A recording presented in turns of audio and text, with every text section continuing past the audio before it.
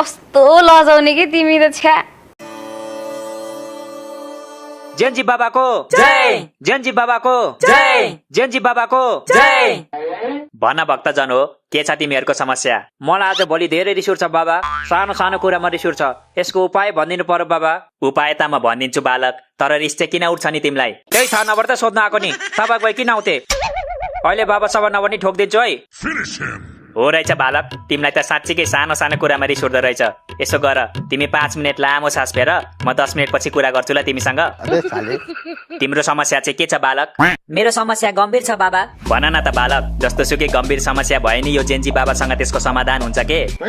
तपाईले जस्तो सुकै समस्याको पनि समाधान गर्न सक्नुहुन्छ? अफकोर्स बालक, त्यही भएर त म जेन्जी बाबा हो नि। ल त्यसो भए हिजो मेरो 1000 रुपियाँ हराएको थियो, कसले चोर्यो भन्नु त ल? चोरले चोर्यो नि बालक, अरू कसले चोर्छ र? चोरको नाम भन्नुस् भनेको। चोरको नाम जानेर के गर्छौ बालक? अहिलेसम्म त त्यसले तिम्रो पैसा खाएर पनि पचाइसक्यो होला। ए बाबा पनि पैसा कसरी खान्छ हौ, हुँदो कुरा गर्नु न। मेरो मतलब तिम्रो पैसा त्यसले खर्च गरिसक्यो भनेको के बालक? तपाईलाई कसरी थाहा भयो खर्च गरिसक्यो भनेर? कि तपाईले नै चोरेको उसको पैसा? मूर्ख बालक, यो के भन्दैछौ तिमी? मैले आजसम्म एउटा पेन्सिल पनि चोरेको छैन। उसको पैसा किन चोर्छु म? किनकि पैसाले गाँजा किन्न सकिन्छ तर पेन्सिलले किन्न सकिन्न नि त बाबा। के रे, तिमीले मलाई गाँजा खाने जस्तो देख्यौ? तपाईँ गाँजा खानुहुन्न र? अरू बाबाहरूले त फुकिरा हुन्छ त। म अरू बाबा जस्तो हो त? म मेरो भक्तजनहरूको सेवा गर्नलाई बाबा बनेको हो, गाँजा खोक्नलाई होइन। ल ठिक छ, त्यसो भए म शिवरात्रिमा चेक गर्न आउँछु है त तपाईँलाई। शिवरात्रिमा तिमी आफै झ्यापमा हुन्छ होला, बाबालाई के चेक गर्छौ? के गर्नु साथी, गाँजाको नशै त्यस्तो छ, जति तान्यो त्यति तानौ तानौ लाग्छ। यहाँदेखि निस्केपछि तान्नु पर्छ ल तिमी र म। ए बालक, म तिमीलाई बिन्ती गर्छु, मेरो आश्रममा आएर गाँजाको कुरा नगर प्लिज। ल ल बाबा सरी, म गाँजाको कुरा गर्दिन। अब रक्सीको कुरा गरौँ न त है। ओ ब्रो, तिमी बढी हुँदैछौ है। समस्या छ भने सोध, नत्र जाउँ यहाँबाट। समस्या त छ नि ब्रो, तर अहिले सोध्दिन, एकछिनमा सोध्छु। अब म सोध्छु त्यसो भए। सोध बालिके, जे सोध्नु मन छ सोध। सोध्नु मन त छ बाबा, तर लाज लागिरहेछ। लजाउनु पर्दैन बालिके, साथी सम्झेर सोध। साथी? यस्तो बुढो बाबालाई कसरी साथी सम्झिनु? के हुन्छ त सम्झिँदा? तिमीलाई साथी सम्झ पो भन्नु भएको त, बुढा सम्झ भन्नु भएको हो र? तिमीले भनेर हुन्छ? तिमी को मेरो डिसिजन लिने? म तिम्रो हुनेवाला। हुनेवाला के? नोकर? नोकर होइन ऊ मालिक। म हुनेवाला मालिक, अनि तिमी चाहिँ मालिक नि। नोकर त राखौला नि बाबालाई। ए अज्ञानी बालक, तैले मेरो धेरै अपमान गरिस्, अब म तँलाई यहीँ भस्म गरिदिन्छु। माफ गरिदिनुहोस् बाबा, मलाई भस्म नगर्नुहोस्। मेरो घरमा सानो सानो चल्लाहरू छ, म भस्म भयो भने तिनीहरूलाई चारो कसले दिन्छ? ओ ब्रदर, एक्टिङ राम्रो छ तिम्रो, पछि गएर एक्टर बन्छौ तिमी। मेरो आशीर्वाद छ तिमीलाई। के बोले भाइ? लौ हेर त, तिमी बाबा कि म बाबा? म हुँदा हुँदा तिमीले आशीर्वाद दिनुपर्छ। तपाईले दिएको आशीर्वाद त लाग्नु पनि पर्यो नि। अस्ति एक्जाममा पास हुन्छौ भनेर आशीर्वाद दिनु भएको होइन? झन् 4-4वटा विषय लाग्यो मलाई। गजब बेइज्जती। अनि केही नपढी गएपछि फेल हुँदैन त? पास हुनलाई त पढ्नु पर्यो नि। पढेरै पास हुनु थियो भने त म पढिहाल्थे नि। त्यही पढ्न नपरोस् भनेर त तपाईको आशीर्वाद मागेको नि। ओके, बाबाको आशीर्वादले कहिले काम गर्दैन। अस्ति मलाई पनि तिम्रो लभ पर्छ है भनेर आशीर्वाद दिनु भएको थियो, अर्को दिन त सबै केटीले ब्लक गरिदिएछ मलाई फेसबुकमा। भयो तिमीहरूको? अब म बोलौँ? बोल न त, कसले मुख थुन्देको छ र तिम्रो? उनीहरूको कुरालाई ध्यान नदेऊ बालिके, तिम्रो समस्या भन। मलाई ठुलो पिर परेको छ बाबा। म दिनरात मेहनत गरेर टिकटकमा भिडियो बनाउँछु, तर भ्युज नै आउँदैन बाबा। अब म के गरौँ? यो कसरी हुन सक्छ? यति राम्रो मान्छेको पनि भ्युज आउँदैन र? भिडियो चाहिँ कस्तो बनाउँछौ नि बालिके? म सिलाइ बुनाइको भिडियो बनाउँछु बाबा। हे, सिलाइ बुनाइको भिडियो बनाएर कहाँ भ्युज आउँछ त नि? Get ready with me video बनाऊ, मिलियन्समा भ्युज आउँछ। म पनि फलो गर्दिउँला। ए बालक, नचाहिँदो सल्लाह नदेऊ त। सोशल मिडियाले गर्दा त्यसै हाम्रो चेलीबेटीहरू बिग्रिसकेका छन्, तिमी झन् बिगार्ने कोसिस गर्छौ। ओके, मैले त आइडिया दिएको हो, नलिने भए मलाई बाल। तिमी चिन्ता नगर बालिके, मेहनत गर्दै जाऊ, एक दिन भ्युज अवश्य आउँछ। पक्का आउँछ नि बाबा, मैले अरू केही प्रदर्शन गर्नु पर्दैन नि। आउँछ बालिके आउँछ, मेहनत गर, तिमीले फल अवश्य पाउँछौ। जा अब एउटा फलको लागि कसले मेहनत गर्छ हौ? दोकानबाट किनेर ल्याउने नि। फेरि बढी बोलिस्, भस्म गरिदिउ तँलाई। तपाईँ त भस्मै डन हो कि क्या हो? खाली भस्म गरिदिन्छु मात्र भन्नुहुन्छ त। बाबा 10 मिनट भन्नुभयो होइन, 20 मिनट भइसक्यो। अब त भन्नुहोस् मेरो रिसलाई कसरी कन्ट्रोल गर्ने? सजिलो छ बालक, अबदेखि जब जब तिमीलाई रिस उठ्छ तब तब मलाई याद गर, अनि आँखा चिम्लेर जेन्जी बाबा आउनुहोस् मलाई बचाउनुहोस् भनेर 3 चोटि भन, तिम्रो रिस आफै शान्त हुन्छ बालक। अनि भएन भने चाहिँ के गर्नु नि बाबा?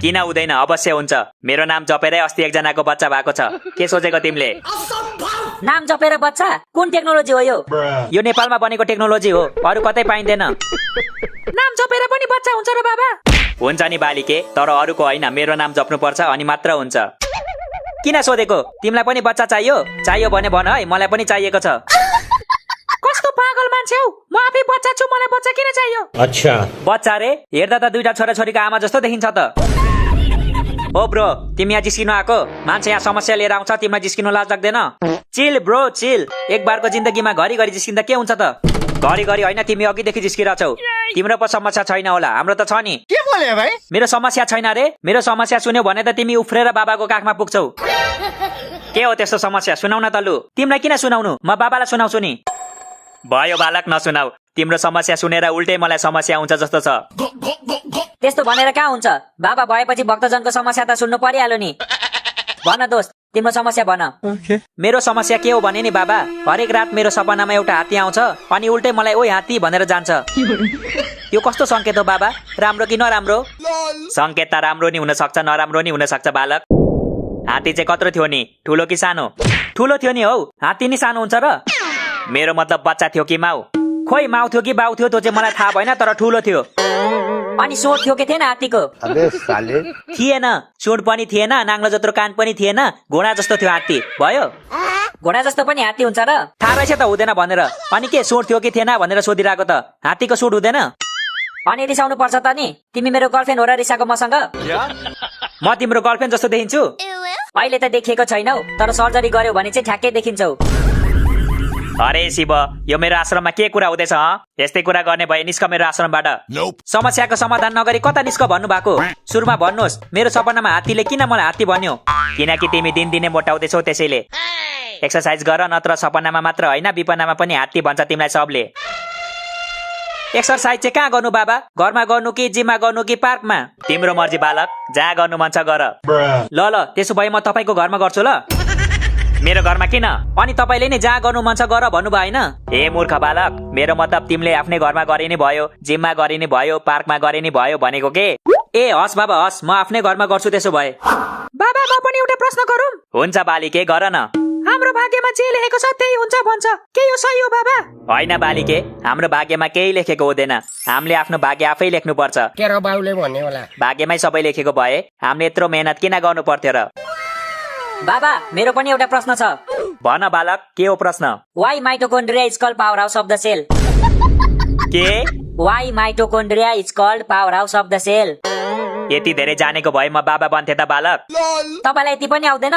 यो त 7 क्लासकै बच्चाले भनिदिन्छ हौ बाबालाई के थाहा बाबा त नर्सरीमै रेस्टिकेट हुनु भएको थाहा छैन तिमीलाई नर्सरीमा चाहिँ कसरी रेस्टिकेट हुन्छ हौ के जे पाइते बोलेर जे पाइते होइन साँच्चै हो नर्सरी पढ्दा मिसले एम भन भन्दा बाबाले ओम भन्नुभयो रे त्यसैले निकाल्दै गरे के बाबालाई भनेपछि बाबा त बच्चैदेखि आध्यात्मिक हुनुहुँदो रहेछ है के को बच्चादेखि बाबा त जन्मिनु अघि नै आध्यात्मिक हुनुहुन्थ्यो नि जन्मिनु अघि चाहिँ कसरी थाहा हुन्छ हौ बाबा के मम्मीको पेट भित्र तपस्या गरेर बस्नुहुन्थ्यो र त्यो त मलाई के थाहा त्यो त बाबालाई सोध्नु पर्छ नि के यो कुरा साँचो हो बाबा चुप लाग अहिले तिमीहरू दुईजनालाई यहीँ गायब गरिदिन्छु है म साँच्चै बाबा ल छिटो गायब गरिदिनु त अनि हामी ब्याङ्क लुट्न जान्छौँ यस्तो साइकोहरूलाई किन बोलाउनुहुन्छ क्या बाबा आश्रममा तपाईँको नाम मात्र खराब गर्छ यिनीहरूले ब्रदर साइको चाहिँ नबना ल चिन्या छ म को हो चिन्या छैन के गर्छौ चिन्या छैन लु आउन त चिन्जान गरौँ माइसेल्फ भन्छ काले अनि तिमी ए नादान बालक जिस्केर जिन्दगी चल्दैन त तिमी कहिले सिरियस हुने म सिरियस भइसकेको छु बाबा